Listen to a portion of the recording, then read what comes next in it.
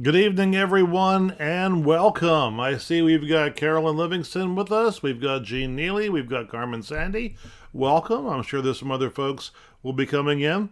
Please be sure to say hi to us. Hey, there's Dick and Nardine. Let us know where you're chiming in from. If you're comfortable saying the city you're in. If not, just say I'm tuning in from the kitchen or the dining room or the living room or wherever it is you're sitting right now. So, tonight we're going to be talking about the story of how Jacob cheated his twin brother Esau. We're taking a survey of the Bible, one story at a time. Each week we're going to hear one new critical Bible story. I strongly suggest reading it beforehand. I will send you the paraphrasing that I'm going to be using. If you give me your email address, you'll generally get those emails on Fridays. If you haven't gotten it by Saturday morning, shoot me an email and say, hey, where's my email? That might mean that I'm running behind schedule.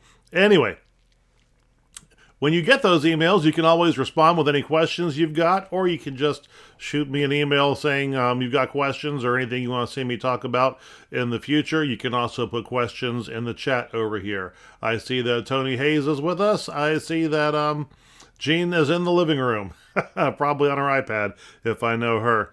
All right, so if you fall behind on the lessons or if you've missed any, the easiest place to find them is on my YouTube channel. If you click subscribe, that'll make it even easier. Those of you who have, I recommend that everybody have a YouTube account. I resisted doing that for many years, but now that I've got one and I've subscribed to different channels, it's great to be able to go on and see whatever channels have updated over the course of the day. Rob, Tony, and Jean there. Hey, good to have you guys with us tonight. All right, let's go ahead and start with, and there's Kayleen. Let's open with a word of prayer, shall we? Gracious God, may the words of my mouth and the meditations of all of our hearts be acceptable in your sight, for you alone are our rock and our Redeemer. Amen. All right, so tonight's story, it's kind of fun, it's kind of sad. It's fun because it's amazing the things that people are willing to try and get away with. Sad that they do. All right, so here we go. We are with Jacob and Esau, moving on through Genesis chapter 27, verses 1 through 45. Listen for the word of the Lord. When Isaac was old, he went blind.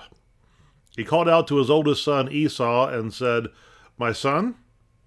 Esau replied, "Here I am." Isaac said, "Look, I'm old. I don't know how much time I have left. So get your bow, go out to the field, and get some wild game.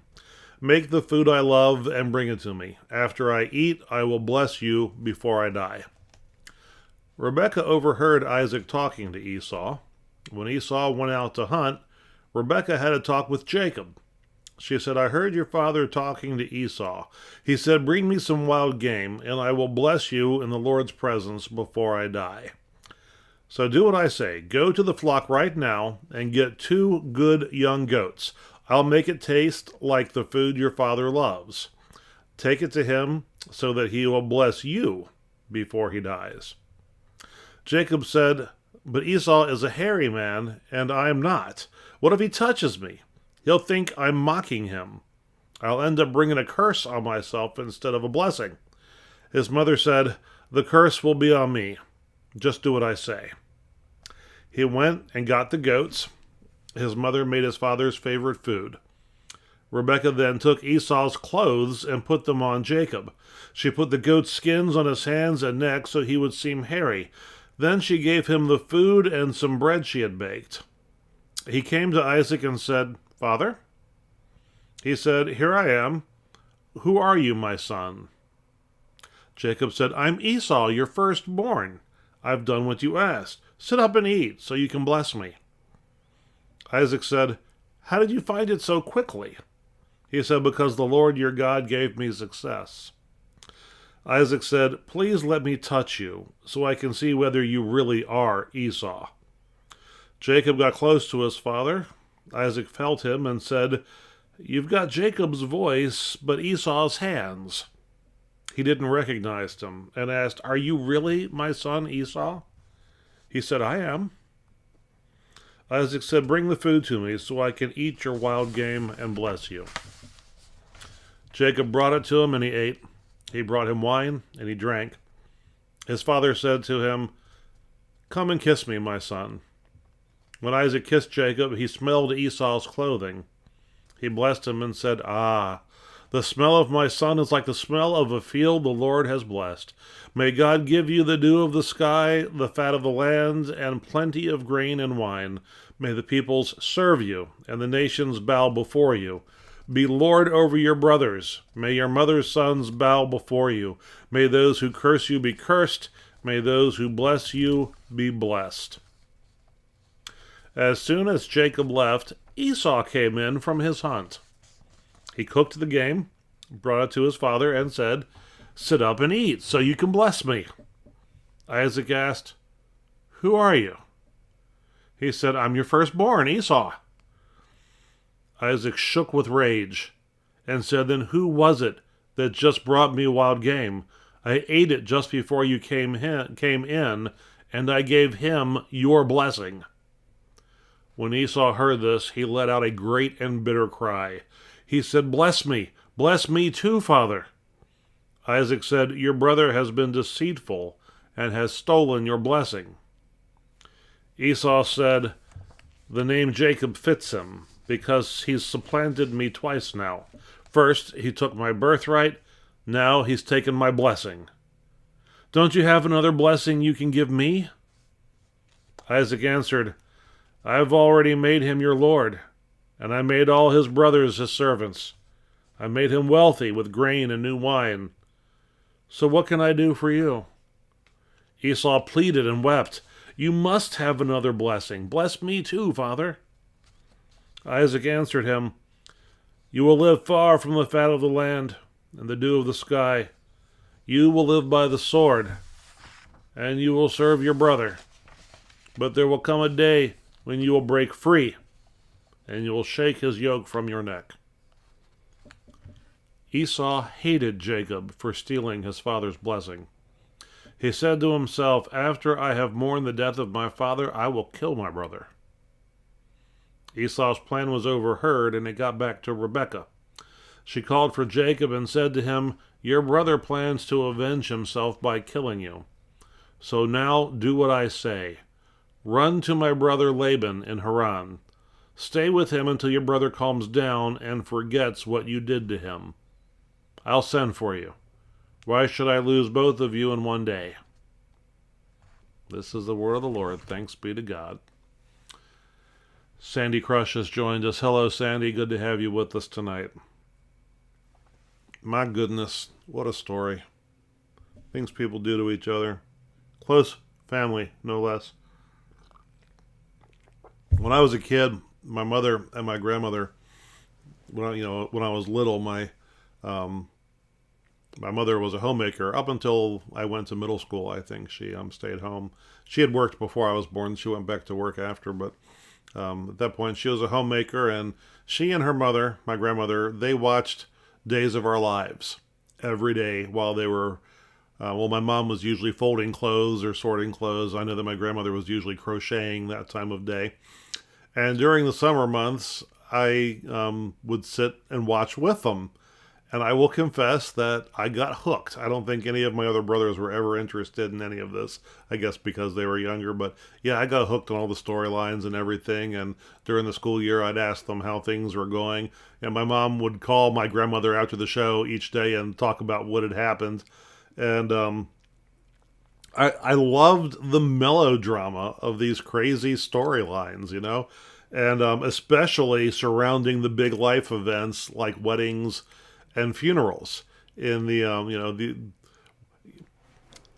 they were always suspenseful because you just knew it wasn't going to go right. Something was going to go wrong. There was going to be some sort of absurd event that was going to take place in the run-up to a wedding or a funeral or afterwards.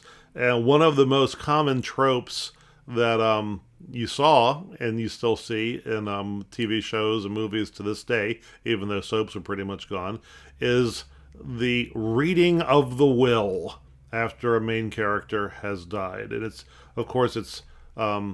usually an event because the person was wealthy. So they've gathered everybody together in this oak paneled room that's supposed to be the attorney's office, and he pulls out the will, and the will has always been sealed, and it seems that even the attorney doesn't even know what. It seems like even the attorney is in the dark as to what's in it sometimes, which shouldn't be the case. The attorney should have helped to write it. And then, of course, there's always some big surprise, something that enrages everybody. Oftentimes, the person who has died has left the lion's share of their estate to somebody that nobody in the family has ever heard of. Or sometimes there's an epilogue and another will has been found, one that's newer, one that was written by hand, with a shaky hand, shortly before the death of the character when his competence was now in question.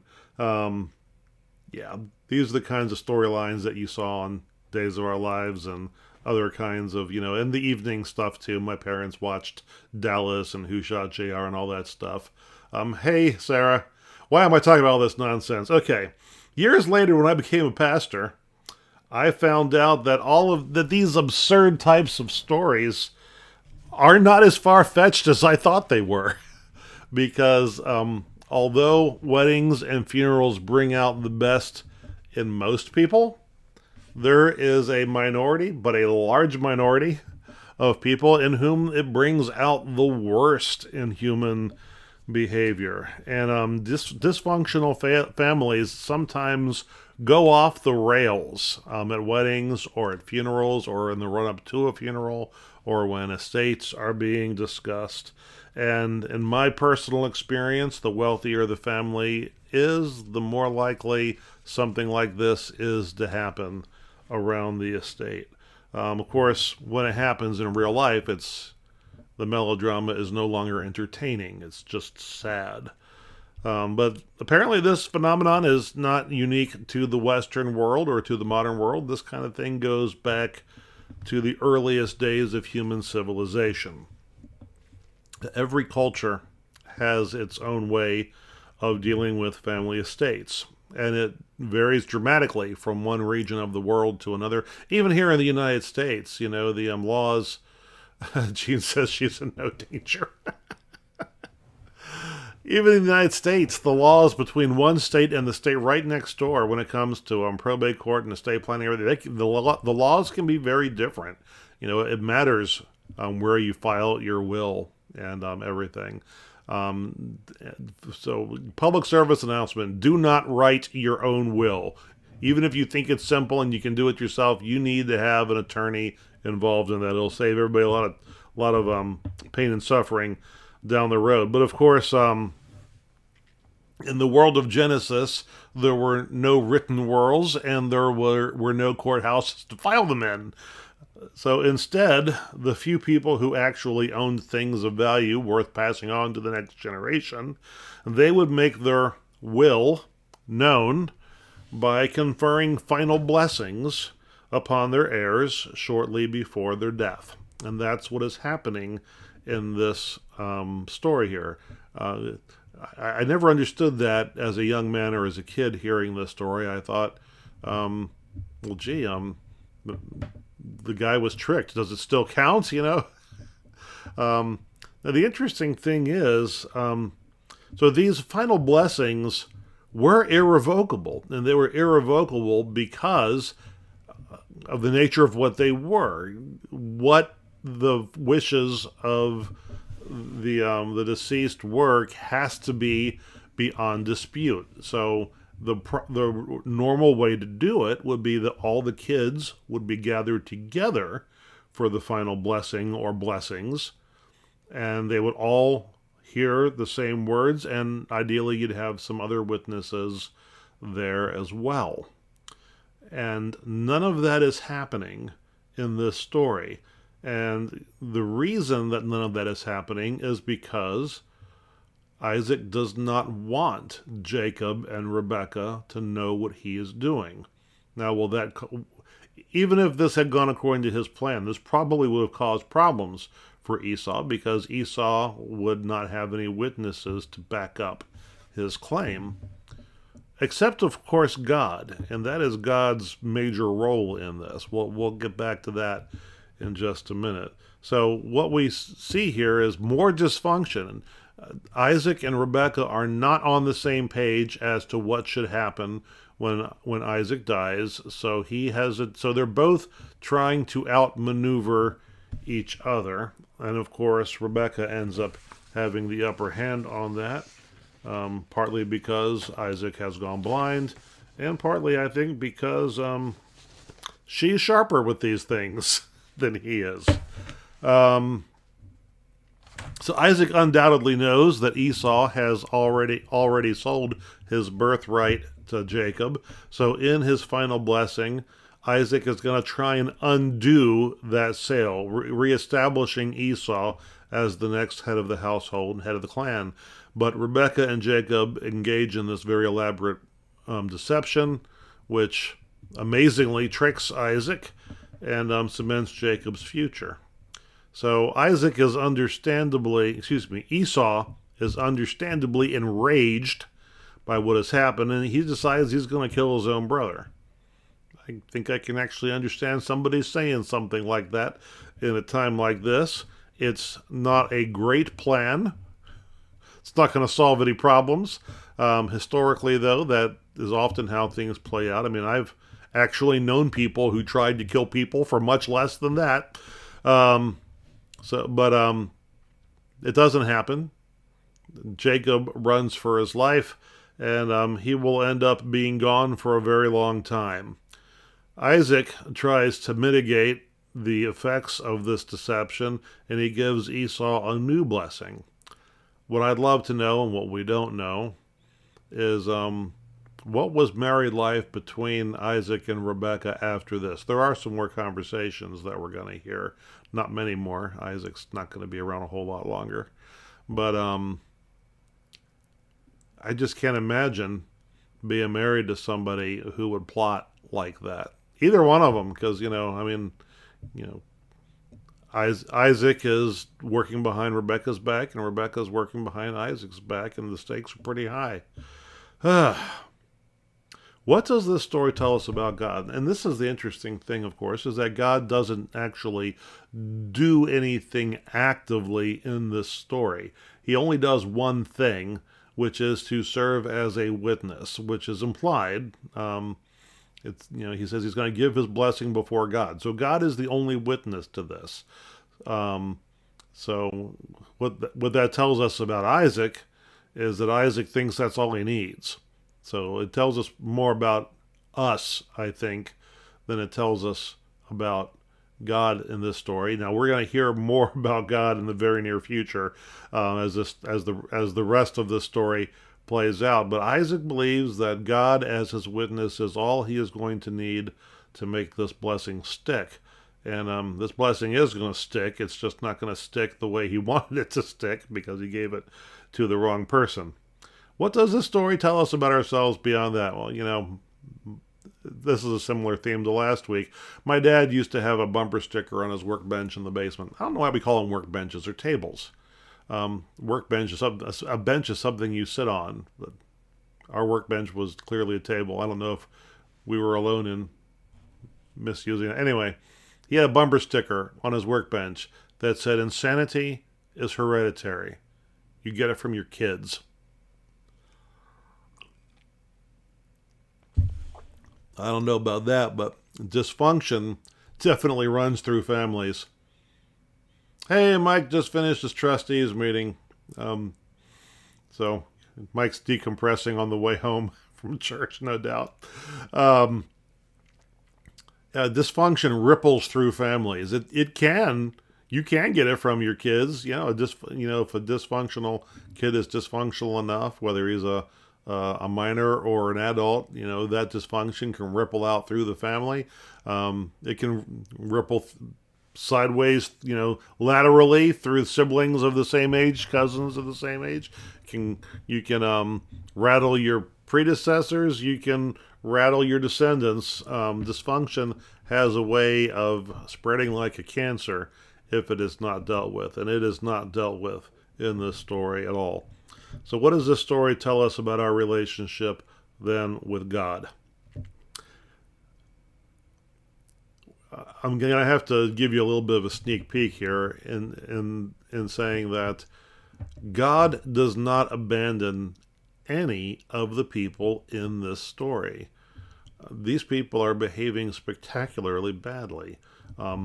Jacob, in particular. Now, yeah, his mom's putting him up to it, but he's the one that actually carries it out and pulls one over on his dad. And what you're going to see now, Jacob is the father of the 12 tribes of Israel. Okay, the rest of the story is going to be the story of the rest of Genesis is going to be the story of Jacob and his sons. Jacob's the father of the 12 tribes of Israel, and as my Old Testament professor said, Jacob is a rat. He is just a rat. There isn't a single decision he makes that is clearly, purely motivated. There are some decisions that he's going to make down the road that maybe he was trying to do the right thing, but you could argue it either way. There are many things he's going to do that it's absolutely clear that he was once again trying to pull something over on somebody. This is how he operates. And yet God is going to stick through him. And he's got a good relationship with God. Don't get me wrong. He talks to God, and God talks to him. But, talking with God and following God are not the same thing. A lot of people who, I shouldn't say a lot. It's certainly true of me sometimes. We talk to God a lot, and we think we're sensing what God wants us to do. That does not mean that we're cooperating. It does not mean that our motives are pure. It does not mean that even when we do the right thing, are we doing it because God asked us to, or are we doing it because we think we can work an angle on this? Jacob's always looking for an angle. And when he finally gets a new name from God, his personality will be included in that name. All right, so that's it for our story this evening. Let's take a look at news. Interesting things going on in the Methodist world this week.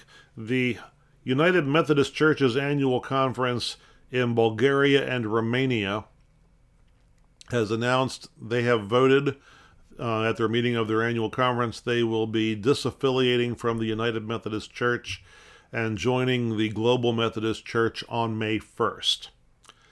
Now, the Judicial Council has yet to decide whether or not annual conferences can secede from the denomination as a whole conference, but apparently that decision only relates to annual conferences in the United States. The annual conferences, and I knew the annual conferences in other parts of the world were under a different portion of the discipline, different category, and so forth. What I did not realize is that they have baked in, apparently, the ability to disaffiliate if they want to and join another denomination. So they have announced that they are going to be doing that. In the meantime, here in the United States, we're waiting for a Judicial Council decision that will let us know whether we know that congregations can secede. There was a paragraph put in the discipline in 2019. So if you have a 2016 discipline, you're not going to find it in there because it was printed before this amendment was passed at the special conference of 2019. So this new paragraph that was created in 2019 allows congregations the ability to withdraw. It was passed as a stopgap measure since we had no protocol in place yet to allow congregations to. The protocol, we didn't have a protocol. The previous plan had not, had gone haywire. The traditionalist plan was passed. So it was a big mess. This paragraph was put in to allow congregations to leave in a very imperfect way. The original paragraph was written by centrists who were thinking that there might be progressives that would want to leave, depending on what happened in 2019. At the last minute, though, the minority port, which was written by conservatives, replaced it. So the legislation that finally passed was put in by conservatives, and those conservatives are no longer satisfied with the paragraph that they wrote. They don't think it's fair anymore, although they're the ones that wrote it. And in fact, I remember very clearly because I was there. One of the people saying, "Oh, I'm getting a spinny thing." One of the people, the sponsor of the Minority Report, said, "If I were leaving the church, this is how I would want to be treated." And now they're saying that's not how they want to be treated. Well, they wrote it. So anyway, so so we know that congregations can secede using this paragraph, and there are certain minimum requirements that need to be met. Conferences can add additional requirements. Only a couple of them are doing that. Most conferences are trying to make it as easy as possible for congregations to leave if they want to, including ours. In fact, I believe our bishop is meeting with representatives from the Wesley Covenant Association this evening, talking about such things. But the paragraph does not directly address whole annual conferences. And there are 2 whole annual conferences talking about leaving, one in Texas and one in Florida. So here's what we know about that. So far, we think we've lost somewhere between 130 and 150 congregations due to withdrawal from the denomination over these issues. Somewhere between 130 and 150 over the last couple years since 2019. There will be more, certainly there will be more. But to put that in perspective, we have 31,000 churches. And every year we close about 280 churches. In recent years, we've closed on average 280 churches per year because they are no longer able to function because they've gotten so small. So putting it in context, in that context, it's not a large number of congregations that we have lost, although a couple of them have been some of our larger congregations. But the largest congregations have no intention of leaving. I know that there is a misconception that all of our biggest churches are conservative. That's not true. Our biggest churches, half are conservative, half are not. And the half that are not are, most of them are fairly centrist. The one in Atlanta is pretty progressive. Anyway, so congregations will leave. I know some people think a lot of congregations will leave. Well, according to the WCA's own website, there are only 13 WCA chapters in the Baltimore-Washington Conference. There's only 3 in the Peninsula Delaware Conference. I don't think all of those 16 total churches, I don't think all of them will be able to muster the 2/3 majority that they would need to exit the denomination. A couple of them will. I know a couple of them will. A couple of them are pretty united on this, but they are not all. In fact, there are churches in which the WCA faction, although there is a chapter there, they are actually a minority opinion. Now, one person I was chatting with today says, yeah, but there's a lot of congregations that are not officially WCA, but they're sort of in the closet, which I find ironic. Yeah, I don't know that that's true. I know that they all want to believe that they've got more support than they have on paper, but I have not seen any evidence to support that. So what would happen if an entire conference were to leave? Jeremy Smith, the guy he's a ridiculously progressive blogger on hackingchristianity.net. I disagree with him about a lot of things, but he's had a lot of valuable insight on this topic. And he's very good at math. He's always crunching numbers and looking up reports and figuring things out. And he says that the unfunded pension liability, one of the conditions that a congregation has to meet to leave the denomination is they have to pay out, buy out their portion of the unfunded pension liability of the denomination. So the pastors who retired prior to 1980, we had an old school pension plan that was just paid directly out of the budget of the annual church. It wasn't funded by a fund that was created of people putting money in as they went. I'm in a hybrid system myself. There was another system that was in between, that was a funded pension. Now we're part funded pension. Now we're part 401k. But anyway, so there are still pastors alive who are retired, who are on the old pension plan that still has to be maintained through budgetary contribution, funded by the annual budget of the church. And that unfunded liability is about $3.25 billion for our denomination. So when a congregation leaves, they have to pay out their portion of it. Well, if a conference were to leave, that would mean the conference would have to pay out that portion instead of the congregations in it, or at least all of the congregations together. So if, for example, Texas were to leave, like they're talking about doing, they would have to sell, their buyout would be about $79 million. Texas doesn't have $79 million sitting in a bank account that they can just, and of course, they're talking about doing it in payments over a certain number of years, but even then, even if you spread it out over 4 or 5 years, they're not going to be able to pay $79 million unless they sell off a lot of assets. So if they were to do that, they could probably pull it off, but by then, there's going to be so little left of the actual annual conference structure that you no longer have something that can function as an annual conference the way we have had annual conferences function here traditionally in Methodism. So if the only way to get a conference out as a whole is to then liquidate it, what on earth is the point of taking a conference out as a whole? And I don't think that they have an end game strategy on that. I think it hasn't occurred to them that this isn't workable. They seem to have these rose-colored glasses on that they think everything's just going to work out. As soon as they leave, they're going to have all this money and all these people because they're not paying their apportionments anymore, and everybody's going to be happy and it's all going to be great. And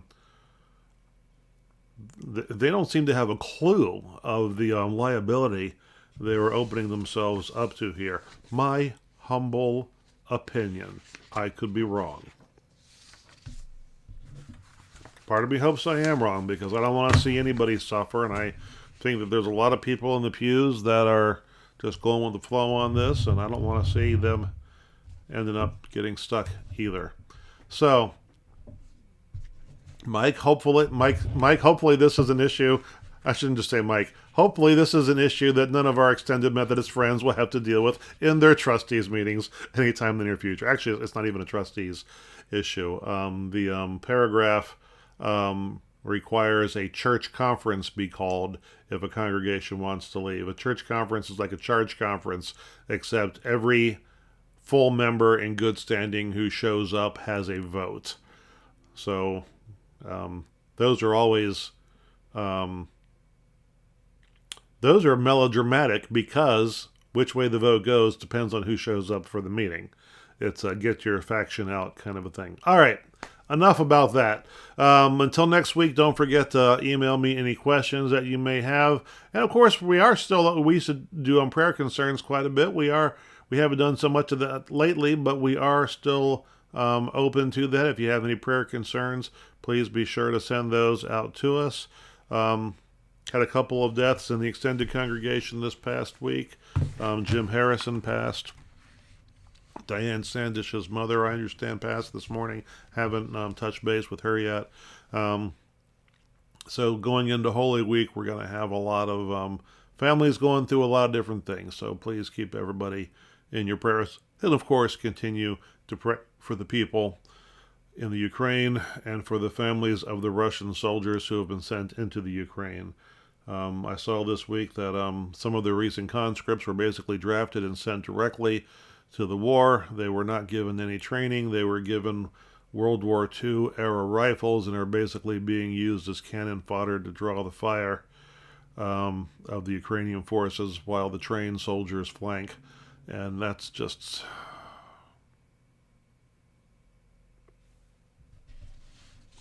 Anyway, please keep them all in your prayers. Let us pray tonight.